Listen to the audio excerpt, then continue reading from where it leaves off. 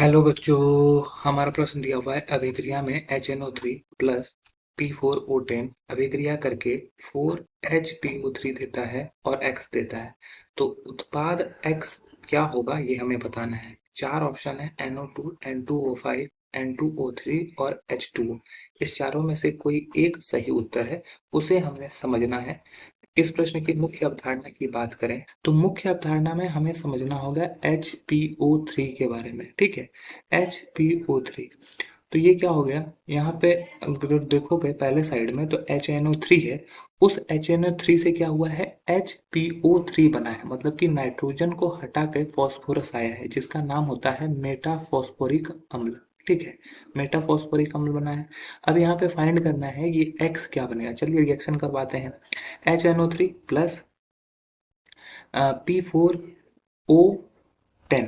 तो P4O10 ये जब रिएक्शन करेगा तो देखो H के तरह N की जगह पे P आया तो 4HPO3 हो गया। ठीक है, अब यहाँ पर क्या होता है कि फॉस्फोरस जो हो रहा है P4O10 के फॉर्म में है, जबकि नाइट्रोजन इस फॉर्म में नहीं रह सकता है। ठीक है, नाइट्रोजन इस फॉर्म में नहीं रह सकता है।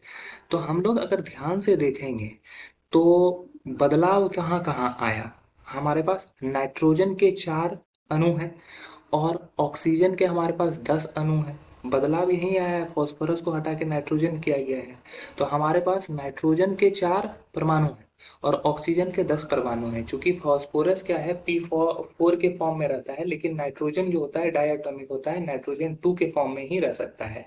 ठीक है, तो ये क्या हो रहा है कि जब नाइट्रोजन 2 के फॉर्म में रहेगा तो ये N2O5 के रूप में बना सकता है। ये N2O5 का एक मतलब कि नाइट्रोजन ऑक्साइड के साथ +5 ऑक्सीडेशन स्टेट मैक्सिमम दिखाकर N2O5 बनाता है। और इसके 2 मोल अगर बनेंगे तो ये क्या हो जाएगा, ये दिखाएगा N2O5 के 2 मोल बनते हैं। तो यहाँ पर क्या बन रहा है, डाई नाइट्रोजन पेंटाऑक्साइड। ये N2O5 का क्या नाम होता है, डाई नाइट्रोजन पेंटाऑक्साइड।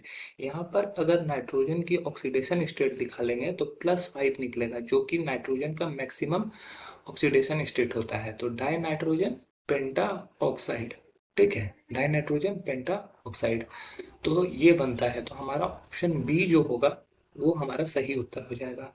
अन्य ऑप्शन जो यहाँ पर दिए गए हैं वो गलत हो जाएंगे। आशा है यह प्रश्न आपको समझ में आया होगा। धन्यवाद।